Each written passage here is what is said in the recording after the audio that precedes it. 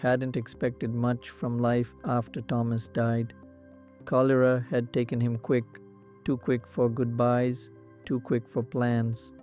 One week he was bringing in the hay, the next week she was standing over a fresh grave with 3 confused boys asking when Papa was coming home. Henry was 9, the oldest, already trying to be the man of the house, his small shoulders carrying a weight no child should bear. Then there was Samuel, 7 years old, quiet as a church mouse, always watching everything with those big brown eyes. And little William, just turned 5, who still cried for his father every night when the lamp went out. The farm was 20 acres of stubborn Kansas soil that Thomas had broken his back trying to tame. Now it was hers, along with a mortgage she couldn't pay, 3 mouths she could barely feed, and a town that had already decided her fate. "You should sell," Reverend Collins had told her after the funeral, his wife nodding vigorously beside him. "Move back east, live with family." "I don't have family back east," Margaret had replied, her voice steady despite the trembling in her hands. "Then perhaps the orphanage for the boys, just until you get on your feet." She'd walked out of that church and never looked back. Margaret tried everything. She took in washing, scrubbing other women's linens until her hands bled. She baked bread to sell, though flour was dear and customers were scarce. She even approached the bank for a loan, just enough to plant a crop to give them a chance. Samuel Perkins, the banker, barely looked up from his ledger. "Mrs. Hayes, a woman alone with 3 children is not a sound investment, even if you could work the land, which you cannot. What happens when one of those boys gets sick, when the crop fails, when winter comes?" He'd closed his ledger with a decisive snap. "I suggest you find a husband or find a new town." The mercantile was worse. She'd gone in to buy seed on credit, and Mrs. Thornton had actually laughed. "Credit? Margaret dear, you can barely afford flour. How do you expect to plant 20 acres? No, I'm sorry. Cash only. For everyone." Her eyes said what her mouth didn't, especially for women who don't know their place. Even Matt Dillon, the marshal, could only offer sympathy. "I wish I could help, Mrs. Hayes, but I can't make people do business with you. The law doesn't work that way." One by one, doors closed. Jobs she was qualified for went to men. Rooms for rent became suddenly unavailable when landlords saw her 3 boys. The town had made its judgment. Margaret Hayes was a burden, and burdens were meant to be moved along. She was sitting on the steps of her farmhouse one evening, watching the sunset paint the prairie gold and crimson, when Henry sat down beside her. "Mama," he said quietly, "are we gonna lose the farm?" She couldn't lie to him. "I don't know, sweetheart. I could quit school, work with Mr. Hansen at the livery." "You're 9 years old." Papa was working at 9. Margaret pulled her boy close, fighting back tears. This wasn't the life she'd wanted for them. This wasn't what Thomas had promised when they'd staked their claim on this hard land. But what choice did she have? James Mitchell was new to Dodge, and that made him an outsider, which suited him just fine. He'd come from Missouri with 3 daughters and a wagon full of broken dreams. His wife, Catherine, had died giving birth to their youngest 2 years back. Little Emma hadn't even known her mother. Sarah was 7 now, and Margaret, they called her Maggie to avoid confusion, was 10. 3 girls who needed a mother, a man who didn't know the first thing about braiding hair or mending dresses or explaining why other girls whispered behind their hands. He'd tried to make it work in Missouri, but Catherine's family had made it clear. A man couldn't raise daughters properly. They'd actually tried to take the girls, claiming he was unfit. He'd left Missouri in the dead of night rather than fight them in court, a fight he'd surely lose. Dodge City was supposed to be a fresh start, but James quickly learned that frontier towns weren't any kinder to single fathers than civilized ones. He'd found work as a carpenter. He was good with his hands, and Dodge was always building, but every job came with the same questions. Who's watching your girls? Who's teaching them to be proper young ladies? Don't you think they need a woman's influence? He'd tried hiring housekeepers. The first one quit after a week, saying 3 girls without a mother were unruly. The second one tried to court him, and when he refused, she spread rumors that he was improper with his daughters. The third one he'd fired when he found her locking little Emma in a closet for crying. James had learned to cook badly. He'd learned to sew worse. He'd learned that his 10-year-old daughter was more capable than he'd ever be at keeping their small house running, and he'd learned that people judged him for it. "Those girls need a mother," Mrs. Thornton had told him at the mercantile, the same mercantile that had refused Margaret credit. "It's unnatural, a man raising daughters alone." James had just loaded his supplies and left. He was tired of explaining that he hadn't chosen this life, it had chosen him. The first time James saw Margaret, she was defending her son in the middle of Front Street. A cowboy, drunk or just mean, James couldn't tell, had knocked young Samuel into the mud and was laughing about it. Margaret had stepped between them, 5'0" of fury in a faded dress, and told that cowboy exactly where he could go and how fast he should get there. The cowboy had reached for her, and James had moved without thinking. "The lady asked you to leave," he'd said quietly, stepping up beside her. The cowboy had taken one look at James, 6 feet of carpenter's muscle with steady hands and steadier eyes, and decided his dignity wasn't worth the trouble. He'd ridden off, cursing. Margaret had turned to thank him, mud splattered across her dress, anger and embarrassment warring in her expression. "That was, thank you. He knocked my boy down and I saw." James helped Samuel to his feet. "You all right, son?" Samuel had nodded, hiding behind his mother's skirt. "I'm James Mitchell," he'd offered, "new in town." Margaret Hayes, she'd hesitated. "I'd shake your hand, but..." She gestured to the mud. He'd laughed, the first real laugh he'd had in months. "I've got 3 daughters who track more mud through my house than a cattle drive. Trust me, this is nothing." That's when he'd noticed her sons, 3 of them, all watching him with the wary eyes of boys who'd learned not to trust too easily.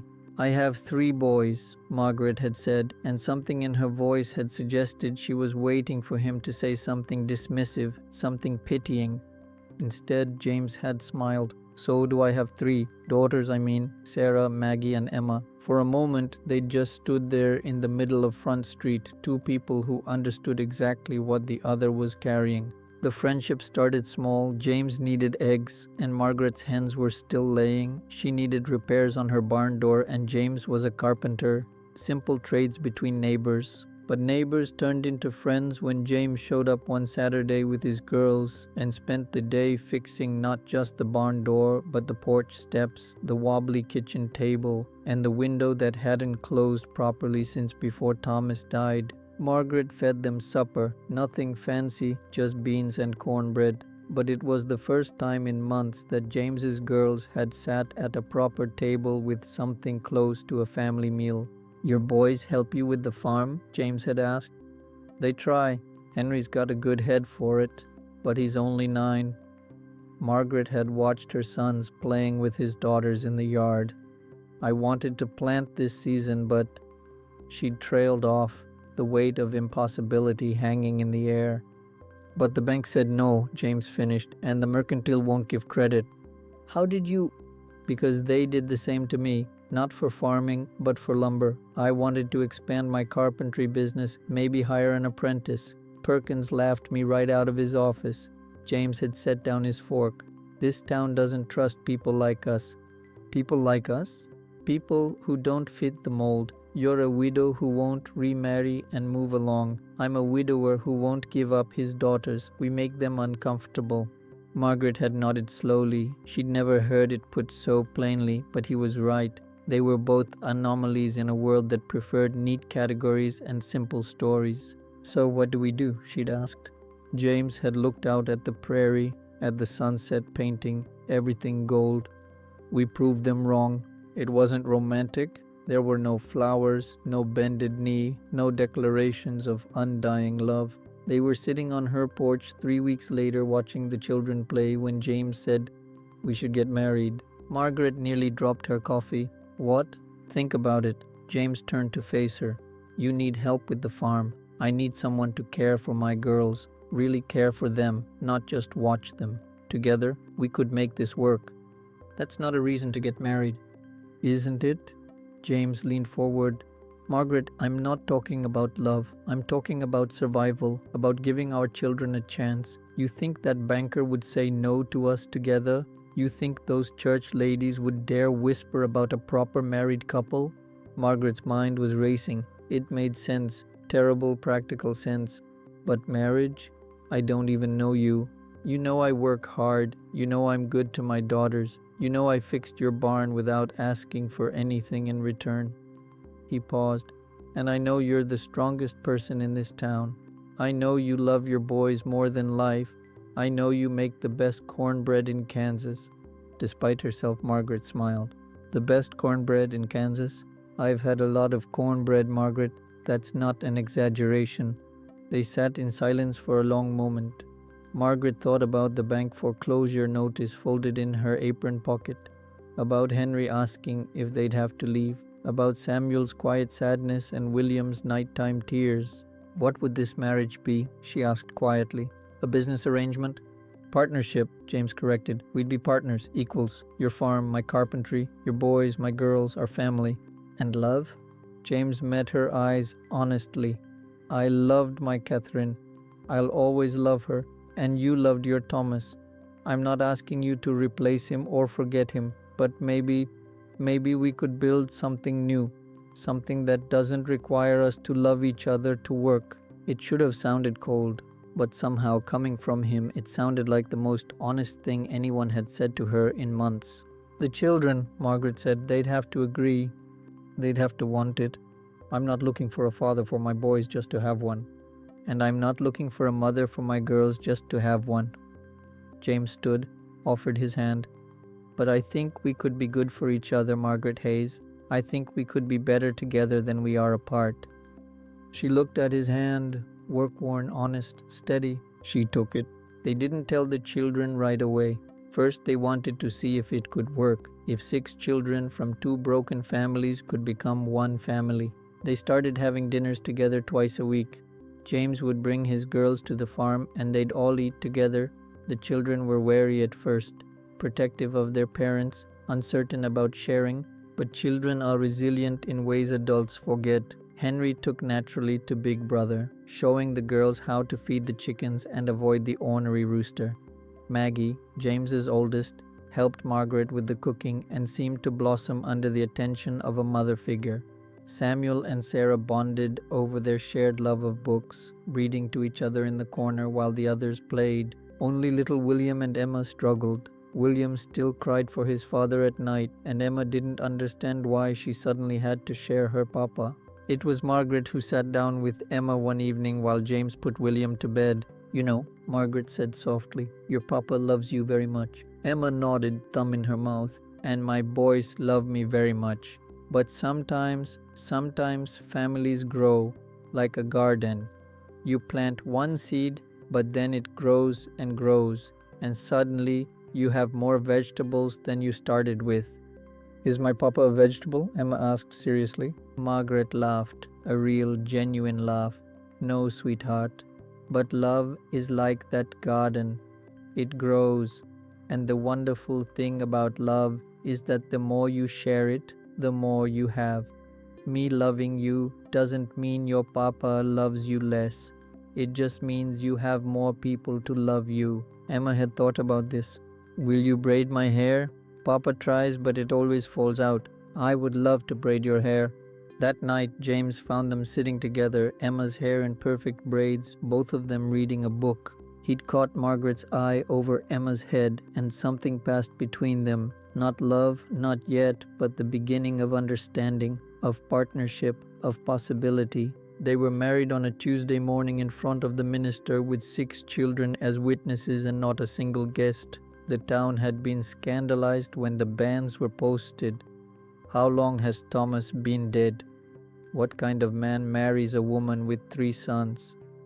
What kind of woman marries a man with 3 daughters? But Margaret and James didn't care. They'd stopped caring what the town thought weeks ago. Margaret wore her Sunday dress, nothing fancy, but clean and pressed.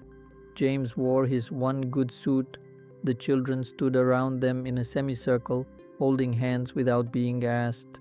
Do you, James Mitchell, take Margaret Hayes to be your lawfully wedded wife? I do. And do you, Margaret Hayes, take James Mitchell to be your lawfully wedded husband?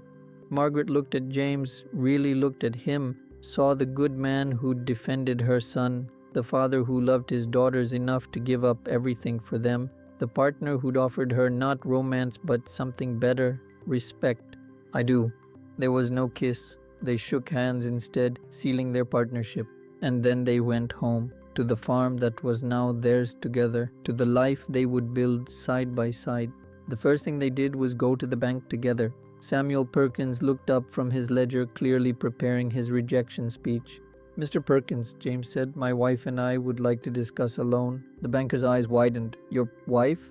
Margaret and I were married yesterday. We're combining our operations, her farm, my carpentry business. We'd like a loan to expand both. Perkins looked between them, clearly calculating. A married couple was a different proposition than a widow alone or a single father. More stable, more respectable, more worthy of his money. Well, he said slowly, that changes things. Let's discuss terms. They walked out of that bank 30 minutes later with enough money to plant a full crop, buy proper tools, and expand James's carpentry workshop.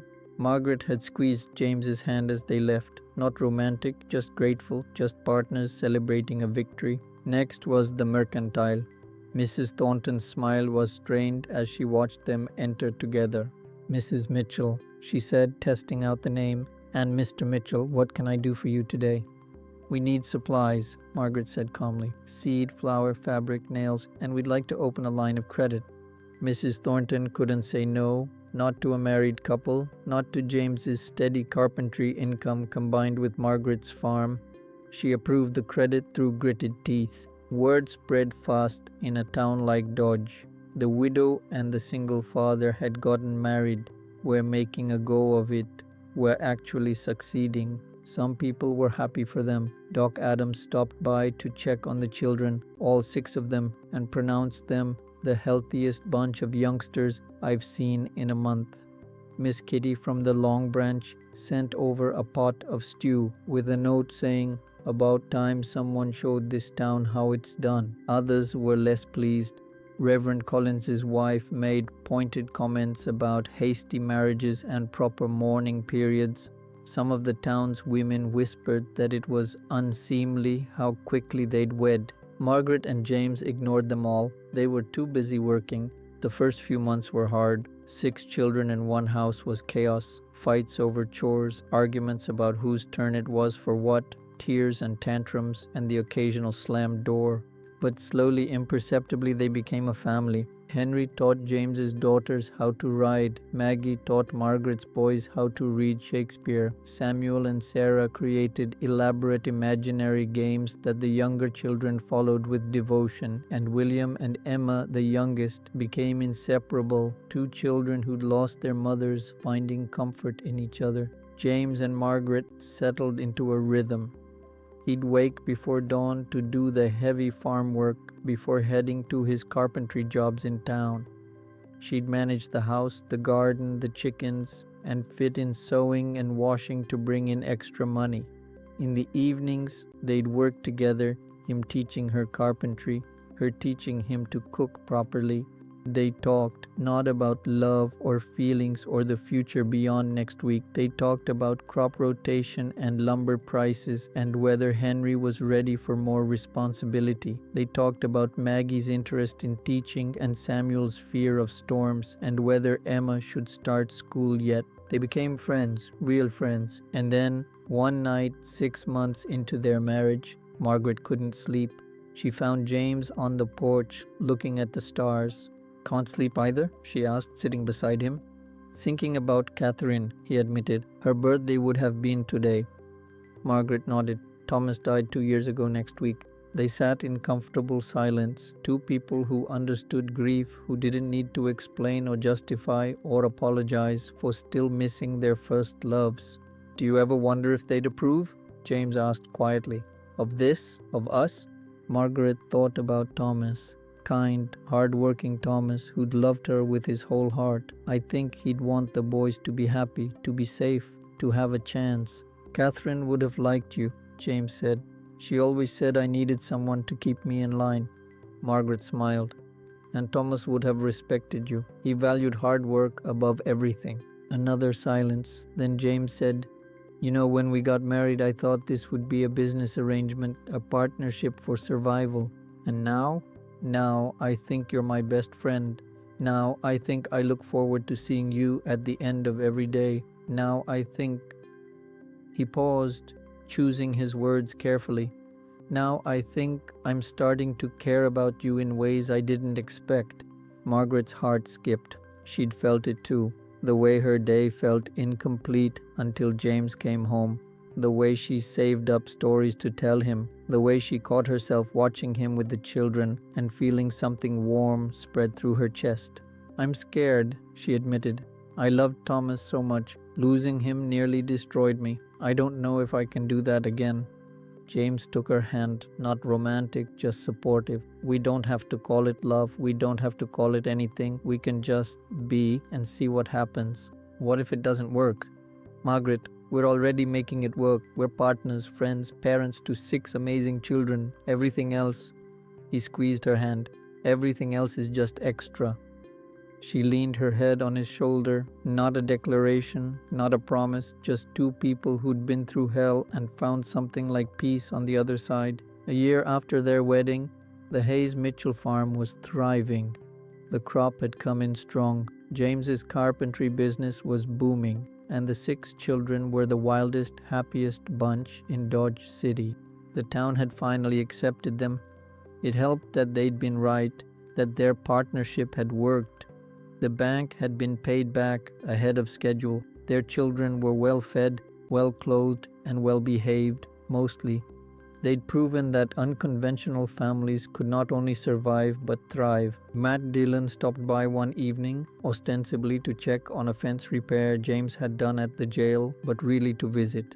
"You know," the marshal said, watching the children play in the yard, "when you 2 got married, half the town thought you were crazy." "Only half?" James grinned. "The other half thought it was scandalous." Matt shook his head. "But you proved them wrong, all of them." "We proved ourselves right," Margaret corrected, bringing out lemonade. "That's different." "Is it?" Matt accepted the glass gratefully. "Seems to me you showed this whole town what really matters. Not what people think, not what's proper or respectable, but family, and hard work, and people taking care of each other." After he left, James and Margaret stood together on their porch, watching the sunset paint the prairie in gold and crimson, the same sunset they'd watched alone a year ago. "You know," Margaret said quietly, "I think I love you." James turned to her, surprised. They'd never said those words, hadn't needed to. "You don't have to." "I know I don't have to, but I do. You're my partner, my friend, my..." She smiled. "My husband, and somewhere along the way, you became the person I can't imagine living without." James pulled her close. "I love you too. It's different from Catherine, and different from Thomas, I know." Margaret looked up at him. "But it's real, and it's ours." He kissed her then, the first real kiss of their marriage. Not an obligation, not a performance. Just 2 people who'd found each other in the darkness and built something beautiful together. Inside, they heard a crash followed by 6 voices, all blaming each other. Margaret and James pulled apart, laughing. "We should probably see what they've broken now." But they stood there a moment longer, hands clasped, watching the sun go down on their life together. 10 years after Margaret and James married, the Hayes Mitchell farm was one of the most successful in Kansas. James's carpentry business had expanded to employ 3 apprentices. Their 6 children were growing up strong and capable. Henry, 19 now, was running most of the farm operations and courting a nice girl from the next county. Maggie had become a teacher, the youngest in Kansas. Samuel was studying law with a lawyer in Dodge. Sarah was engaged to a young doctor, and William and Emma, still inseparable, were the terror of their schoolhouse and the pride of their parents. Margaret and James had 4 more children together, 2 boys and 2 girls who'd never known a time when their family was anything but large and loud and full of love. They sat on their porch one evening, the porch James had fixed the first day they met, and watched their children, now ranging from young adults to toddlers, filling the yard with noise and life. Do you ever regret it? Margaret asked. Marrying me instead of finding someone you could fall in love with first? James pulled her close. I did fall in love with you, just took me a while to realize it. The town certainly changed their tune. Did they? Or did we just stop caring what they thought? Margaret laughed. Maybe both. A wagon approached Doc Adams, making a house call on one of the neighboring farms.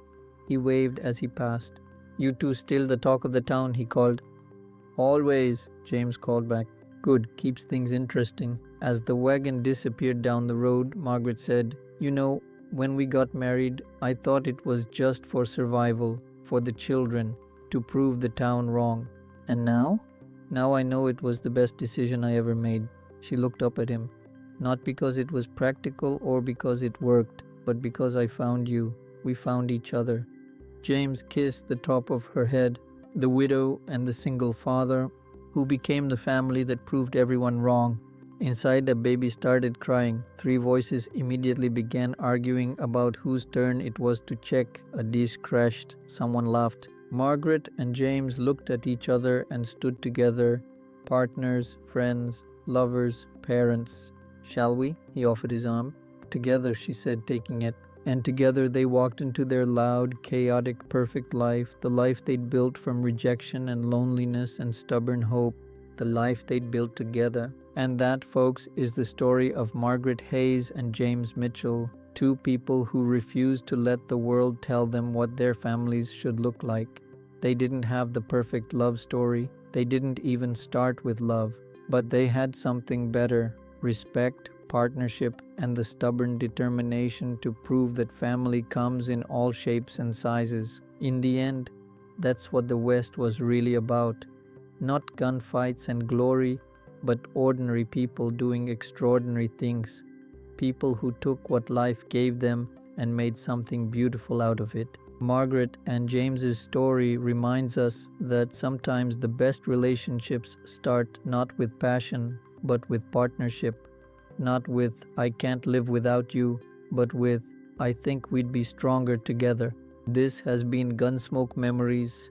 Until next time, remember, the strongest families aren't always the traditional ones. Sometimes they're the ones built by people brave enough to write their own rules. Ride safe, and we'll see you on the next trail.